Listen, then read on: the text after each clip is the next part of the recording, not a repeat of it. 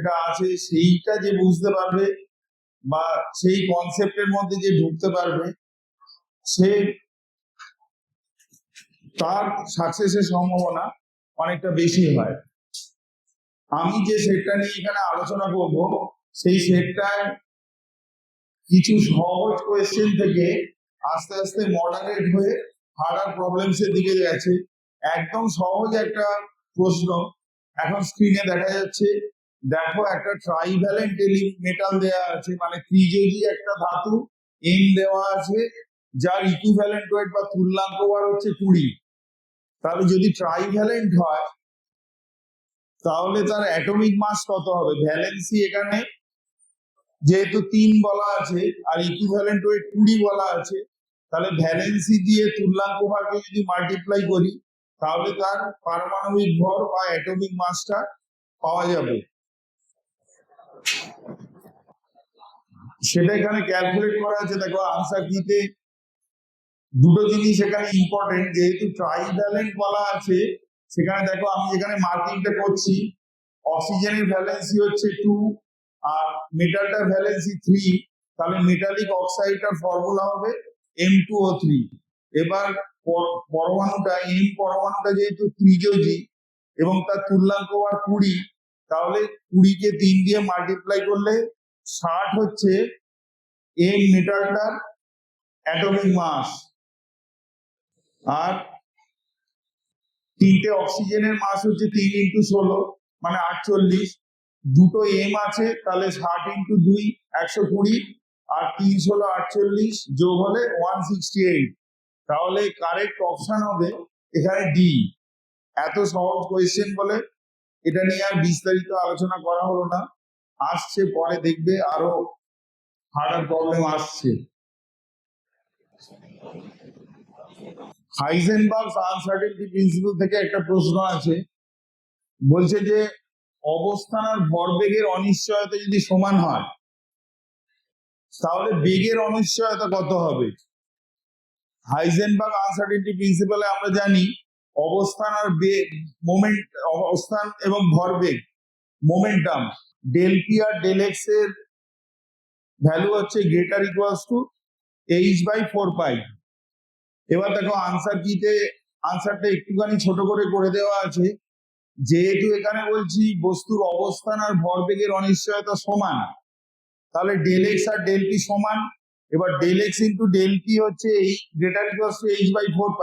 যে কোনো একটাকে যদি এক্স ধরি, ডেল এক্স বা ডেল পি কে যে কোনো একটা এক্স ধরলে যেহেতু দুটো সমান তাহলে এক্স স্কোয়ার হবে h/4π। তাহলে del x equals to del P.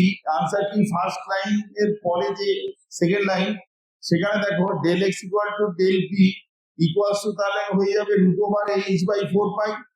তাহলে হাফ √h/π হবে। এবার আমরা জানি ভরবেগ মানে হচ্ছে mv, যেখানে m হচ্ছে বস্তুটার ভর বা মাস। ভর যেহেতু সবসময় অপরিবর্তিত থাকে তাহলে ভরবেগের অনিশ্চয়তা মানে হচ্ছে ভি এর অনিশ্চয়তা, এম ফিক্স। তাহলে ভরবেগের অনিশ্চয়তা হচ্ছে এম ডেল্টা ভি। তাহলে এম ডেল্টা ভি যদি হাফ √h/π হয় তাহলে ডেল্টা ভি হবে, এমটা নিচে চলে আসবে বজ্রগ্রহণ করলে 1/2m √h/π হবে। তাহলে এই প্রশ্নটায় সি অপশনটা হবে কারেক্ট।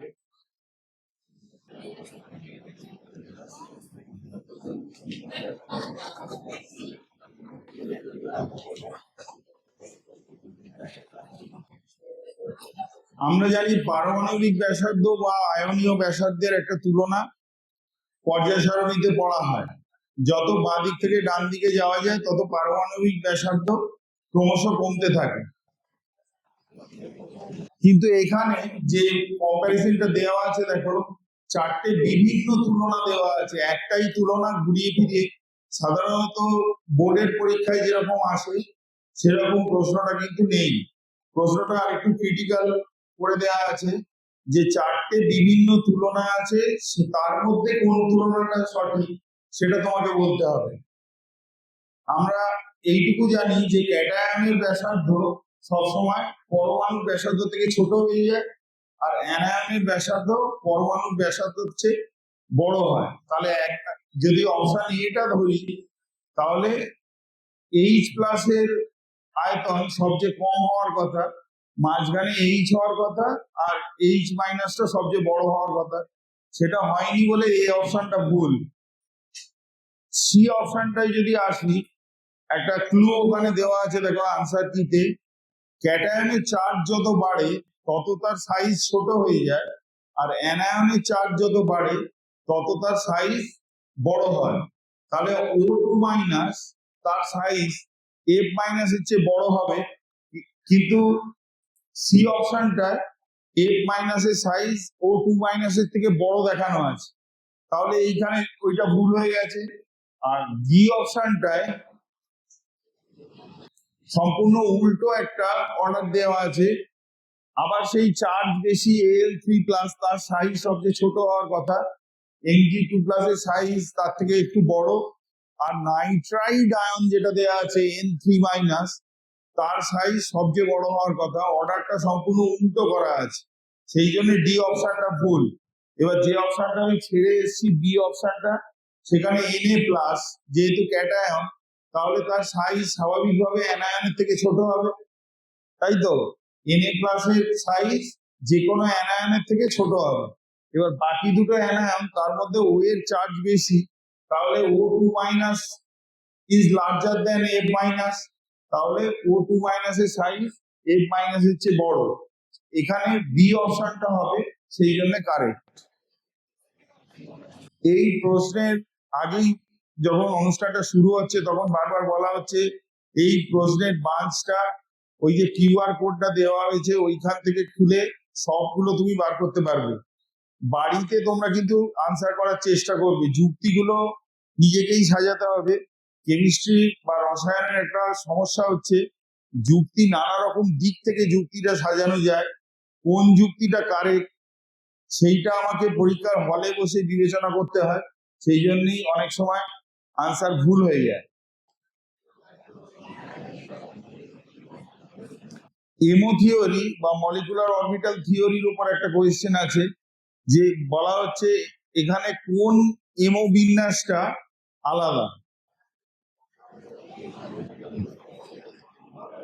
নাইট্রোজেন আর অক্সিজেন যখন N2 আর O2 পারমাণবিক এই আণবিক বিন্যাস মানে এমও যখন পড়া হয়, তখন একটা জিনিস কি আমরা লক্ষ্য করেছি যে নাইট্রোজেন আর অক্সিজেনে, কারণটা এখানে লেখা আছে যে নাইট্রোজেন যেহেতু ছোট, অক্সিজেনের তড়িৎাত্মকতা আবার বেশি, সেই জন্য নাইট্রোজেনের মধ্যে sp মিক্সিং হয়ে যায়।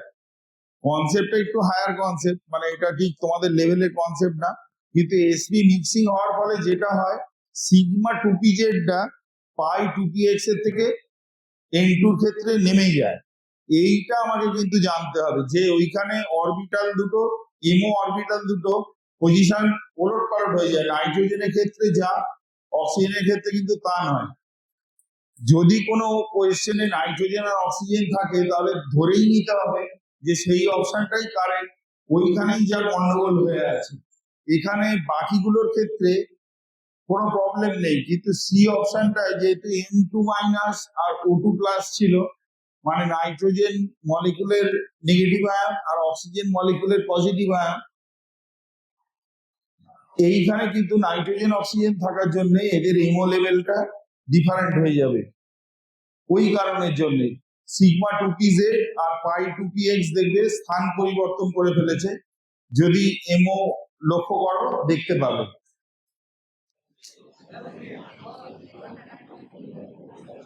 জটিল যৌগ যখন করা হয় তখন আমরা সাধারণত IUPAC নামকরণ বা আইসোমার, মানে কোন একটা ফর্মুলা দেয়া থাকে সেখান থেকে কটা আইসোমার আঁকা যায়, এই ধরনের প্রশ্নই আমরা দেখতে পাই। এখানে একটা নতুন ধরনের প্রশ্ন দেওয়া আছে, একটা ফর্মুলা দেওয়া আছে CrH2O4 ClNO2, গোটাটা থার্ড ব্র্যাকেটের মধ্যে, মানে এটা হচ্ছে কোঅর্ডিনেশন স্ফিয়ার, তার বাইরে আছে Cl। তাহলে আমরা এটা নিশ্চয়ই জানি যে ভেতরে ক্রোমিয়াম আর বাইরের যে ক্লোরাইড আয়ন, এদের মধ্যে যে যোজ্যতা, এই যোজ্যতাটাকে বলা হয় প্রাইমারি ভ্যালেন্সি বা মুখ্য যোজ্যতা, মানে ওটা হচ্ছে আয়নীয় যোজ্যতা। আর কোঅর্ডিনেশন স্ফিয়ারের মধ্যে লিগ্যান্ডের সঙ্গে ক্রোমিয়ামের যে বন্ডিং গুলো আছে, যেমন এখানে 4টে অ্যাকুও আছে, একটা ক্লোরাইড আছে, একটা নাইট্রিটো আছে, এই বন্ডিংটা কিন্তু পুরোটাই কোঅর্ডিনেট কোভ্যালেন্ট বন্ড থাকে, সেই জন্য এটাকে কোঅর্ডিনেশন কম্পাউন্ড বলা হয়। ভেতরের আয়ন জাস্ট এরকম যদি হয়, এখানে একটা নতুন ধরনের আইসোমারের কথা বলা হয়েছে, আয়নীকরণ আইসোমার, যে ফর্মুলাটার মধ্যে ভেতরের একটা লিগ্যান্ড বাইরে চলে এসছে আর বাইরের ক্লোরিনটা ভেতরে প্রবেশ করেছে, সেই ফর্মুলাটা হচ্ছে ওইটার আয়নীকরণ আইসোমার। আমাকে কিন্তু খুঁজে খুঁজে বার করতে হবে কোন ফর্মুলাটার মধ্যে এই ঘটনাটা ঘটেছে। ওপর থেকে যদি নিচের দিকে নামি, দেখো সি ফর্মুলাটার মধ্যে এইটা দেখতে পাওয়া যাচ্ছে যে মূল যৌগের বাইরের ক্লোরিনটা ভেতরে ঢুকে Cl2 হয়ে গেছে, আর ভেতরের NO2টা সেকেন্ডারি ভ্যালেন্সি থেকে থার্ড প্যাকেটের বাইরে এসে ক্রোমিয়ামের সঙ্গে প্রাইমারি ভ্যালেন্সিতে অ্যাটাচ হয়ে গেছে। তাহলে যখন আয়নিত হবে, প্রথম যৌগটা মানে যেটা মেন স্টেমে মানে মূল কাণ্ডে, যেটা এইখানে ফিজিক্সের স্যারও বারবার বলছেন যে যেটা স্টেম দেওয়া আছে, যেটা মূল স্টেটমেন্ট, সেইটা আমাকে বারবার রিডিং করতে হবে, ওইটার মধ্যেই কিন্তু উত্তরটা লুকিয়ে আছে। ওই স্টেটমেন্টটা যদি বারবার আমরা না পড়ি, কোন জায়গাটা আমাকে ধরতে হবে সেইটা কিন্তু বুঝতে হবে। কোঅর্ডিনেশন স্ফিয়ারের মধ্যে যেটুকু ছিল, মানে ক্রোমিয়াম 4টে অ্যাকুও, একটা ক্লোরাইড, একটা নাইট্রিটো, এই টোটালটা প্লাস হয়ে আয়নিত হবে আর ক্লোরাইডটা মাইনাস হয়ে আয়নিত হবে। কিন্তু সি যে কম্পাউন্ডটা আছে সেখানে দেখো CrH2O4Cl2, এই যে কোঅর্ডিনেশন পার্টটুকু মানে যেটাকে আমরা জটিল পার্ট বলছি, সেইটা তো আলাদা আয়নিত হয়, তাহলে সেটা মাইনাস হয়ে আয়নিত হবে আর আরেকটা NO2 মাইনাস হবে। আগে কিন্তু NO2 আয়নিত হয়নি, Cl আয়নিত হয়েছে। এখন Cl ভিতরে ঢুকে যাওয়ার জন্য সে আয়নিত হবে না, কিন্তু NO2 মাইনাসটা আয়নিত হবে। এই জন্য এইটাকে বলা হচ্ছে আয়নাইজেশন আইসোমার। কোশ্চেন গুলো আবার বলছি, আমার বোঝানোটা হয়তো মাথায় সব পুরোটা থাকবে না, কিন্তু বাড়িতে গিয়ে কিন্তু আবার এইটা দেখলে আমার কথাটা আস্তে আস্তে মনে পড়বে। কেমিস্ট্রি একটা এমন সাবজেক্ট, রেগুলার প্র্যাকটিস, মানে আমরা রেগুলার প্র্যাকটিসের মধ্যে থাকি বলে আমরা এরকম জলের মতো পড়াতে পারি। এটা কিন্তু মাস্টার মশাইরাও জলে অনেক ক্ষেত্রেই আটকে যায়, কারণ তারা প্র্যাকটিসের মধ্যে থাকেন না, এবার উত্তর দিতে গিয়ে থতমত খান। এটা তোমাদের নিজেদের অভিজ্ঞতা থেকে, আমি কোনো মাস্টার মশাই দিদিমণিকে অপমান করার জন্য এই কথাটা বলছি না। Practice makes a man perfect, এইটা মনে রাখবে। এই কথাটা কেমিস্ট্রি ক্ষেত্রে, অন্য সাবজেক্টের ক্ষেত্রে যতটা না সত্যি, আমার বিষয় আমি এখনো ছাত্রই রয়ে গেলাম, কারণ রেগুলার প্র্যাকটিস মানে পড়াশোনার মধ্যে থাকতে হয়। বয়সটা এখানে ম্যাটার করছে না, এখানে বয়স কোনো ব্যাপার না। আমাকে যদি জিভের ডগায় বা পেনের ডগায় উত্তর যদি আমাকে রেডি রাখতে হয়, তাহলে আমাকে রেগুলার প্র্যাকটিসের মধ্যে থাকতে হবে। যে ভুলে যাবে, এখানে কিন্তু ভুলে যাওয়ার আর কোনো ক্ষমা নেই, ভুলে গেলে মানে নাম্বার চলে গেল। এখানে তো তুমি রিক্যাপিচুলেট করে বা অন্য কিছু করে একটা কায়দা কানুন করে বার করতে পারবো এরকম তো ব্যাপার নেই। আমার বিষয়টার মধ্যে এরকম কোনো জিনিসই নেই যে আমি একটা আগে থেকে একটা কিছু ডিডিউস করে বার করে ফেলবো, যেটা ফিজিক্স বা অঙ্কের সুবিধাটা আছে। এখানে হয় জানো, না হলে কিছু করার নেই।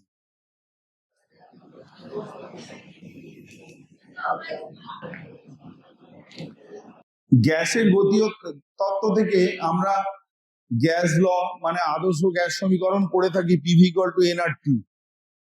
এবার PV = nRT যেহেতু বলছি, তাহলে PV/nRT যদি করা হয় তাহলে সমান সমান 1 হয়ে যাবে। এই PV/nRT টার্মটাকে একটা নতুন টার্ম দেয়া হিসেবে ব্যবহার করা হয়, তাকে বলা হয় গ্যাসের সংনম্যতা গুণক।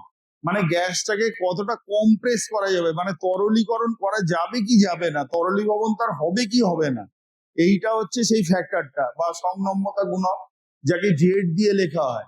এবার আদর্শ গ্যাসের ক্ষেত্রে সেটা 1, কিন্তু এখানে প্রশ্নটা দেয়া আছে যে 1 এর চেয়ে যদি কম হয় জেড, তাহলে আদর্শ গ্যাস সমীকরণ অনুযায়ী আমরা সবাই জানি যে এসটিপি তে গ্যাসের আয়তন হচ্ছে 22.4 লিটার। এবার প্রশ্নটা আছে যে সংনম্যতা গুণক যদি 1 এর চেয়ে কম হয়, তাহলে আয়তন কি হবে? 22.4 লিটার হবে, না শূন্য হয়ে যাবে, না 22.4 লিটার চেয়ে বেশি হবে, না কম হবে? আমি ক্লুটা এখানে দিয়েছি, আনসার কিটা, যেখানে জেড এর চেয়ে কম সংনম্যতা গুণক বলছি, কম্প্রেসিবিলিটি ফ্যাক্টরটা যদি লেস দ্যান 1 হয়, তাহলে ইন্টারমলিকুলার অ্যাট্রাকশন মানে আন্তঃআণবিক আকর্ষণ বল অণুগুলোর মধ্যে বেশি হয়। এবার আন্তঃআণবিক আকর্ষণ বল বেশি হওয়ার অর্থ হচ্ছে অণুগুলো কাছে চলে আসা। তার অণু কাছে চলে এলে কি হবে? আয়তন কমে যাবে। তাহলে সংনম্যতা গুণক যদি 1-এর চেয়ে কম হয়, তাহলে আয়তন স্কুইজ করে যাবে। তাহলে ভিএম বা গ্যাসটা মোলার আয়তন 22.4, এম যেটা সাফিক্সে আছে ওটা মোলার আয়তন বোঝানোর জন্য আছে। মোলার আয়তন মানে গ্রাম আণবিক আয়তন বা 1 গ্রাম অণুর আয়তন, সেটা 22.4 লিটারের চেয়ে ছোট হয়ে যাবে। তেমন যদি যে কোনো রিয়েল গ্যাস মানে বাস্তব গ্যাস, তার কিন্তু জেড ইকুয়াল টু 1 হয় না। এবার জেড গ্রেটার দেন যদি 1 হয়ে যায়, তখন কিন্তু আবার সংনম্যতা গুণক বড় হয়ে যাওয়ার জন্য ইন্টারমলিকুলার ফোর্সটা মানে আন্তঃআণবিক আকর্ষণ বলটা কম হয়ে যায়, তখন সেটা বেশি আয়তন অধিকার করে। তখন কিন্তু এ অল্টারনেটিভটা কারেক্ট হতো। এই ক্ষেত্রে কিন্তু বি অল্টারনেটিভটা কারেক্ট।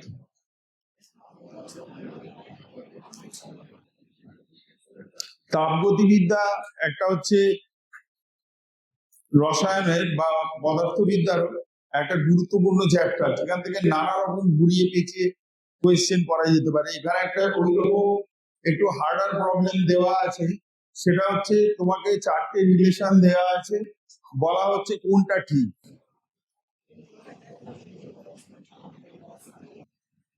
আমি যে আনসার কিটা দিয়েছি সেটা একটু বোঝার চেষ্টা করো। গিবস ফ্রি এনার্জি, তার ডেফিনিশন মানে by definition Gibbs free energy হচ্ছে এইচ মাইনাস টিএস। বোথ সাইডকে ডেরিভেটিভ করে দিয়েছি, ডিফারেন্সিয়েট করেছি, তাহলে dG equals to dH minus TdS minus HdT হয়েছে। এবার enthalpy H equals to U plus PV, অনেকে ইউ এর বদলে ক্যাপিটাল ই লেখে, এখানে যেমন সেকেন্ড রিলেশনটায় ক্যাপিটাল ই লেখা আছে। যাই হোক, ই বা ইউ যে কোনো একটা ইউজ করতে পারো। এবার যদি H equals to U plus PV কে বোথ সাইড ডিফারেন্সিয়েট করি, তাহলে dH equals to dU plus PdV plus VdP হবে। এবার ফার্স্ট সেকেন্ড ল কম্বাইন করলে ডিইউ হয় টিডিএস মাইনাস পিডিভি। এই ডিইউ এর ভ্যালুটা ডিএইচ ওই সেকেন্ড ইকুয়েশনটায় বসিয়ে দিয়েছি, বসাতে পিডিভিটা ক্যান্সেল হয়ে গেছে, তাহলে টিডিএস প্লাস ভিডিপি হয়েছে। এই ডিএইচ এর ভ্যালুটা আবার 1 নাম্বার ইকুয়েশনে বসিয়েছি, বসাতে টিডিএসটা ক্যান্সেল হয়ে গেছে, তাহলে ভিডিপি মাইনাস এসডিটি হবে। তাহলে এ অপশনটা হবে কারেক্ট। এইভাবে কিন্তু ছোটখাটো আমাকে ডিডাকশন মানে যে ডিডাকশনটা ডিরেক্টলি বইতে নেই সেইগুলো কিন্তু করে করে আমাকে দেখতে হবে। ছোটখাটো ডিডাকশন মানে যে ফর্মুলাটা ডাইরেক্ট বইতে নেই, ডিএইচ সম্বন্ধে এই ফর্মুলাটা কিন্তু ডাইরেক্ট বইতে নেই, কিন্তু যখনই এই ধরনের একটা রিলেশন আসবে আমাকে করে করে একটু দেখতে হতে পারে।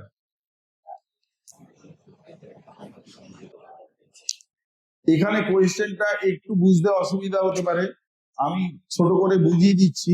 সেটা হচ্ছে উপরে একদম কোয়েশ্চেনটা যেখানে ফ্রেমিং হচ্ছে সেখানে ডেল্টা জি 0F মানে gives free standard gives free energy of formation 3টে যৌগের দেওয়া আছে। একটা হচ্ছে কিউপিক অক্সাইড, একটা কার্বন মনোক্সাইড, আর একটা হচ্ছে water.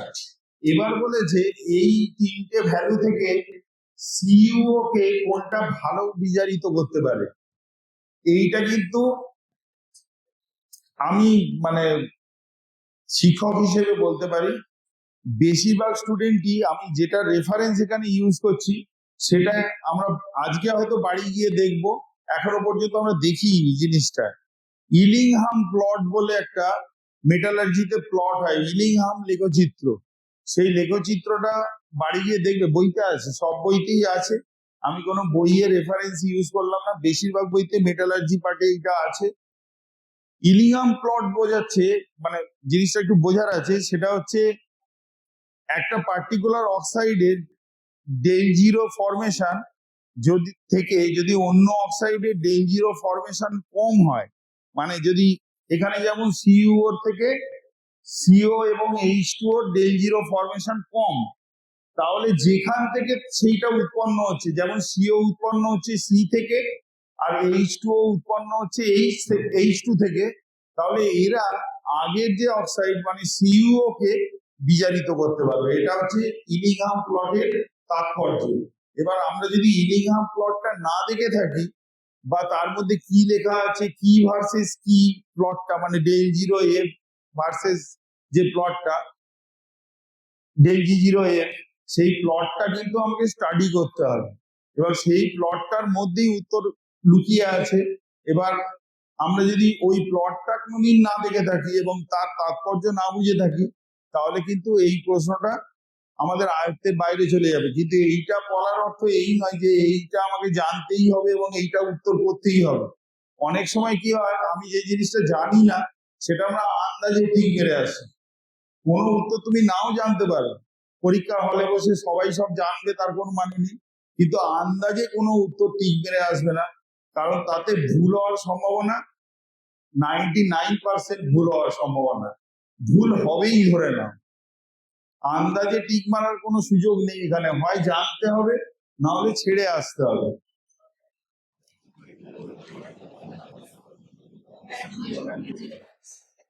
Last equation electrode potential, last equation থেকে বার করা হয় ইলেকট্রোড পোটেনশিয়াল বা সেলের ইএমএফ ও বার করা হয়। এখানে একটা হাফ সেল দেওয়া আছে, হাফ Cl2/Cl মাইনাস, তার স্ট্যান্ডার্ড রিডাকশন পোটেনশিয়াল 1.36 দেওয়া আছে অলরেডি। এবার একটা সেল স্ট্যান্ডার্ড ইলেকট্রোড পোটেনশিয়াল থেকে একটা ইলেকট্রোডের ফরমেশন দেওয়া আছে প্ল্যাটিনাম ক্লোরিন, ক্লোরিনটা 5 atm প্রেসারে আছে আর অ্যাকুয়াস HCl আছে 0.15 মোলার কনসেন্ট্রেশনে। এই তড়িৎদ্বারটা মানে প্ল্যাটিনাম ক্লোরিন এই যে অবলিক HCl, এইটার বিজারণ বিভব বার করতে দিয়েছে। এখানে তো একটা বড় ক্যালকুলেশন এসে যাচ্ছে, ডান দিকে দেখা যাচ্ছে। আমরা যদি হাফ সেল রিয়াকশনটা লিখতাম, সেটা হতো হাফ Cl2 প্লাস একটা ইলেকট্রন থেকে ই মাইনাস, এই সরি Cl মাইনাস, এখানে 1 ইলেকট্রন চেঞ্জ বলে নার্স ইকুয়েশনে equals to E0 minus RT/NF যেখানে আছে, ফার্স্ট লাইনটা আমি ইকুয়েশনটা লিখিনি, ডাইরেক্ট ভ্যালু পুট করা আছে। আর এর ভ্যালু SI ইউনিটে 8.314 সেটা বসানো আছে।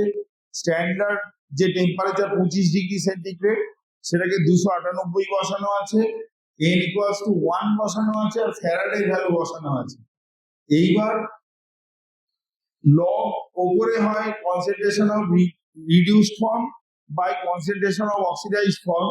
এখানে রিডিউসড ফর্মটা হচ্ছে Cl মাইনাস, তার কনসেন্ট্রেশন HCl এর 0.15 আর ক্লোরিনের প্রেসার যেহেতু এখানে দেওয়া আছে 5 atm, হাফ Cl2 আছে বলে 5 টু দি পাওয়ার হাফ হবে, সেই জন্য √5 লেখা হয়েছে।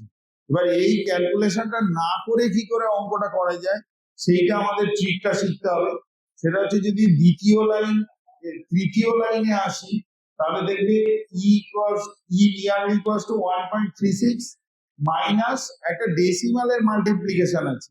এবার সবসময় আমরা জানি একটা ডেসিমালের মাল্টিপ্লিকেশন মানে ভ্যালুটা ছোট থেকে আরো ছোট হয়ে যায়, তাহলে 1.36 এর সঙ্গে মাইনাস মাইনাস প্লাস হয়ে একটা ছোট্ট ভ্যালু অ্যাড হবে। কিন্তু এখানে যে অপশনস গুলো আছে, একটা অপশন তো 1.36 আছে, সেটা পুরো ভুল, বুঝতেই পারছি। আর এই অপশনটায় প্লাস 1.43 আছে, কিন্তু বাকি দুটো অপশন অনেক বেশি বেশি দেওয়া আছে, যেটা 1.36 এর চেয়ে অনেকটা বেশি। সেই জন্য বাকি বি আর ডি এই দুটো এমনি বাদ হয়ে যাবে, এ অপশনটা হবে কারেক্ট আর সি অপশনটা হতেই পারে না, সেই জন্য এ হবে এইটার আনসার। এইভাবে কিন্তু আমাদের ক্যালকুলেশন না করে কি করে অঙ্ক করা যায় এই টেকনিকটা শিখতে হবে। সব ক্যালকুলেশন কিন্তু আমরা পরীক্ষার হলে এত বড় দশমিকের গুণ যোগ এসব করতে গেলে অনেক টাইম চলে যাবে, কিন্তু আমাকে বুঝতে হবে যে ক্যালকুলেশন না করে কি করে আমি উত্তরটা বার করবো।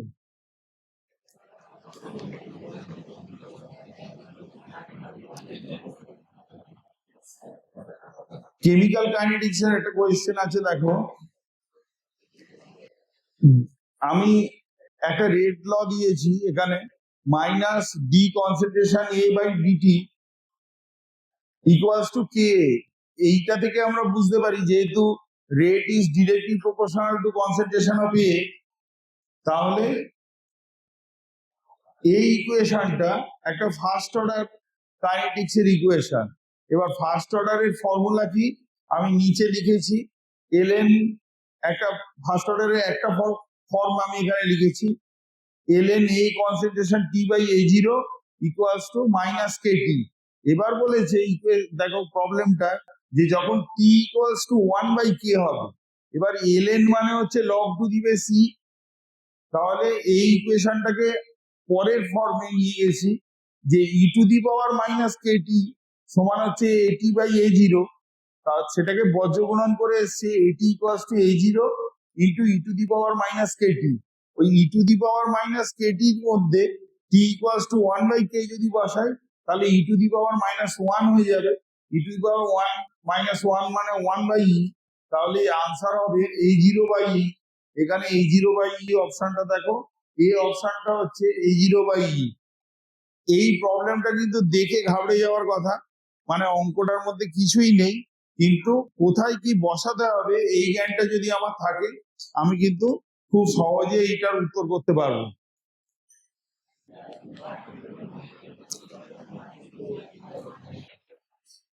দুধ মানে মিল্ক এক ধরনের ইমালশন, এটা কি আমরা জানি? ইমালশনের বাংলা হচ্ছে অবদ্রব্য, মানে যেটা যার মধ্যে দ্রবীভূত হয় না।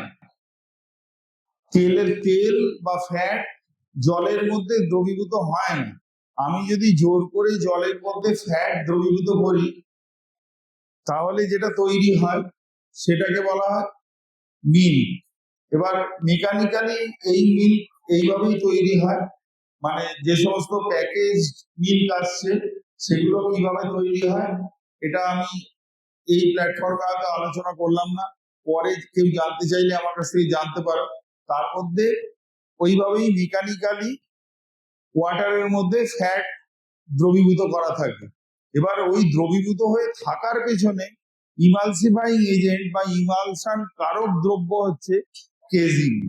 দেখবে বায়োলজিতে এক ধরনের কোয়েশ্চেন আসতো যে বাচ্চা ছেলেরা দুধ খেয়ে বমি করে ফেললে কেন ছানা কেটে যায়, রেনিন কেজিন নিয়ে একটা আসতো কোয়েশ্চেন, সেই কেজিন এসছে এইখানে। বাকি তিনটে অপশন যদি আমরা লক্ষ্য করি তাহলে দেখবে মল্টোজ দেওয়া আছে, মল্টোজ একটা সুগার, ল্যাকটোজ একটা সুগার, আর ল্যাকটিক অ্যাসিড হচ্ছে সুগার। যে সুগার আমরা খাই যে কোনো ধরনের কার্বোহাইড্রেট তার একটা মেটাবলিক প্রোডাক্ট হচ্ছে, মানে বিপাকীয় উপজাত দ্রব্য হচ্ছে ল্যাকটিক অ্যাসিড। তাহলে এই তিনটে কখনোই দুধের মধ্যে থাকবে না। আমি যদি কেজিন উত্তরটা নাও জানি, বাকি তিনটেকে যদি আমি নেগেট করতে পারি তাহলে আমরা সঠিক আনসারটা দিতে পারবো।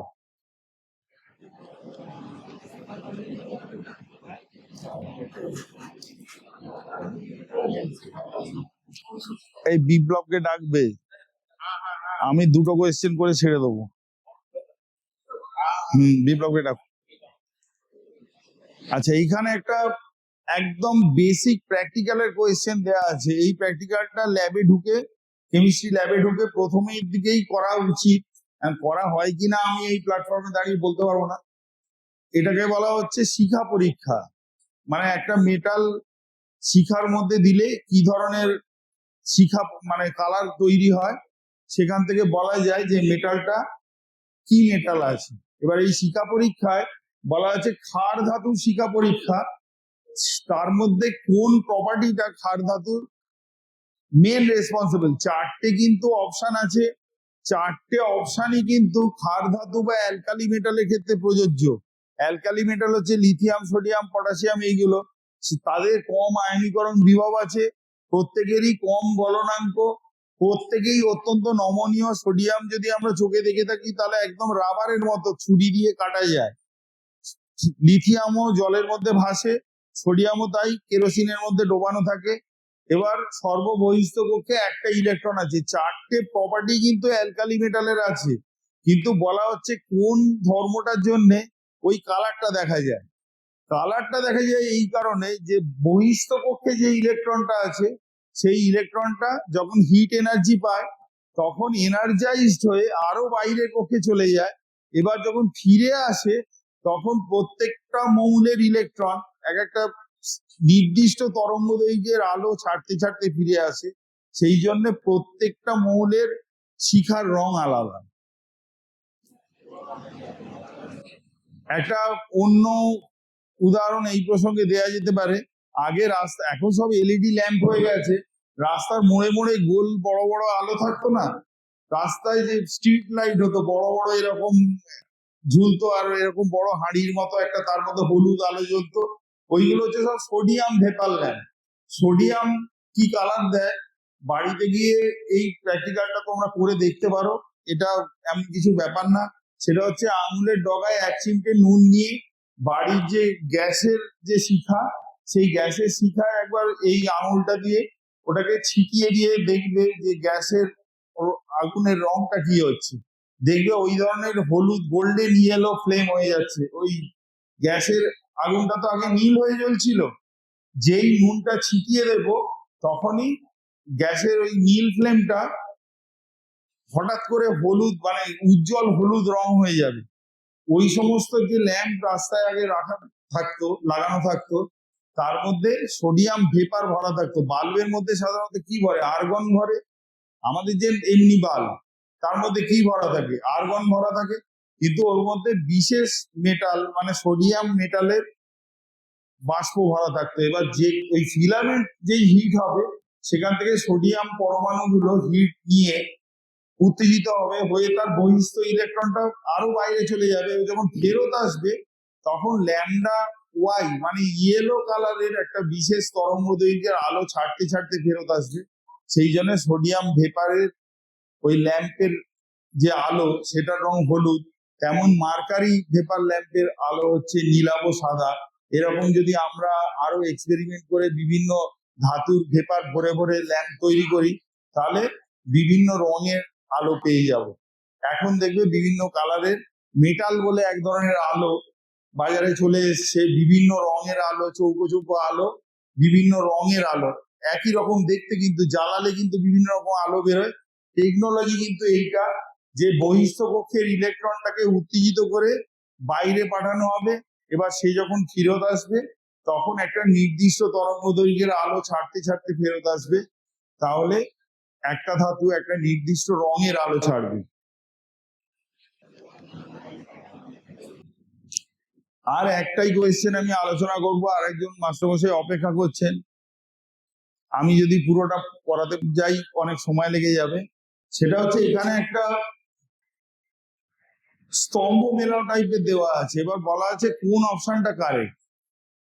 আমি একটু পড়ে দিচ্ছি, পড়তে একটু অসুবিধা হতে পারে। সেটা হচ্ছে বাঁদিকের স্তম্ভে প্রথম আছে কার্বন মনোক্সাইড প্লাস হাইড্রোজেনের একটা মিক্সচার, তারপরে আছে জলের অস্থায়ী ক্ষরতা, তারপরেরটা আছে ডাইবোরেন বা B2H6, তারপরেরটা আছে H2O2 বা হাইড্রোজেন পারঅক্সাইড।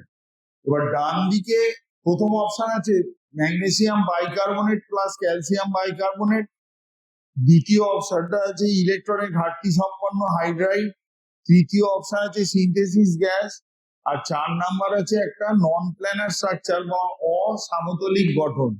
এবার H2O2, যদি আমরা H2O2 স্ট্রাকচার কখনো দেখে থাকি তাহলে দেখবে একটা বই খুলে রাখলে যেরকম বইয়ের দুটো পৃষ্ঠা এরকম খুলে রাখলে যা হয়, একটা ওপেন বুক স্ট্রাকচার বলা হয় H2O2 স্ট্রাকচারটা। এটা না দেখে থাকলে আমি যতই বর্ণনা দিই বইতে স্ট্রাকচারটা দেখতে হবে, আমার বর্ণনা শুনে এটা বোঝা মুশকিল। ওই জন্য ওটা অসামতলিক গঠন। দুটো একটা বই যদি মাঝখান থেকে এরকম ভাবে খুলে থাকে তাহলে দুটো একটা ভি শেপ নিল, তো H2O2টা এরকম ভি শেপ হয়ে যায়, মানে একটা মাঝখানে ও বন্ড আর দুটো OH বন্ড এরকম উঠে থাকে, সেই জন্য ওটা ভি শেপ দেখতে হয় পাশ থেকে, ওটা 3D স্ট্রাকচার। তাহলে ফোর্থ অপশনটা মেলানোই আছে, এবার বাকি তিনটে অপশন আমাকে মেলাতে হবে। এবার B2H6 এর একটা নামের মধ্যে একটা জিনিস লুকিয়ে আছে, সেটা হচ্ছে ডাইবোরেন বলা হচ্ছে B2H6 কে। B2H6 যদি ডাইবোরেন হয় তাহলে নিশ্চয়ই বোরেন বলে একটা জিনিস আছে, তাই তো? B2H6 হচ্ছে ডাইবোরেন, তাহলে দুটো বোরেন মিলে B2H6 হয়েছে, তাহলে একটা বোরেন মানে কি BH3, তাহলে দুটো BH3 B2H6 এর মধ্যে জুড়ে আছে। কিন্তু দুটো BH3 যখন B2H6 এর মধ্যে জুড়েছে তখন একটা বিশেষ ধরনের বন্ধন দিয়ে জুড়েছে, যাকে হাইড্রোজেন ব্রিজ বন্ড বা হাইড্রোজেন সেতু বন্ধন বা সহজ বাংলায় ব্যানানা বন্ড বলা হয়। ওই ব্যানানা বন্ডের বিশেষত্ব হচ্ছে যে ওখানে ওটা হচ্ছে একটা 3 সেন্টার, মানে 3টে পরমাণু যুক্ত হয়েছে, কিন্তু 2 ইলেকট্রন বন্ড। 3টে পরমাণু যদি যুক্ত হয় তার কিন্তু মিনিমাম 4টে ইলেকট্রন লাগার কথা, কিন্তু ওখানে 2টো ইলেকট্রন আছে। ওই জন্য ওটা হচ্ছে একটা হাইড্রোজেন ঘাটতি সম্পন্ন যৌগ। সেই জন্য ওই সি অপশনটার সঙ্গে 2 হবে। আর জলের অস্থায়ী ক্ষারতা, জল ফোটালে দেখবে জলের নিচে একটা সেডিমেন্ট পড়ে যায়, কার্বনেট বাইকার্বনেট থাকলে জলের অস্থায়ী ক্ষারতা হয়, তাহলে বি অপশনের সঙ্গে 1 ম্যাচ করবে। আর সিনথেসিস গ্যাস হচ্ছে কার্বন মনোক্সাইড আর হাইড্রোজেনের একটা মিশ্রণ। সিনথেসিস গ্যাস যেমন একটা মিক্সচার, ওয়াটার গ্যাস একটা মিক্সচার, প্রডিউসার গ্যাস একটা মিক্সচার। এই যে 3 ধরনের গ্যাসের কথা বলছি, আমরা 3 ধরনের গ্যাসের নাম শুনে থাকতেই পারি, কিন্তু কোনটা কি কি মিক্সচার আমি উত্তরটা বলে দিলাম না, খোঁজার দায়িত্ব হচ্ছে তোমাদের। এই 3টে মিক্সচার কিন্তু স্পেসিফিক, এই 3টে মিক্সচার কিন্তু আমাকে জানতে হবে কোনটার সঙ্গে কোনটা মিশে আছে।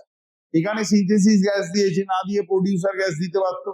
যাই দিক, আমি যদি মিক্সচারটা না জানি আমি আর কি লিখবো? তাহলে এইখানে আমি আমার আলোচনাটা শেষ করছি। এরপরে বায়োলজি স্যার একটা বিস্তারিত আলোচনা করবেন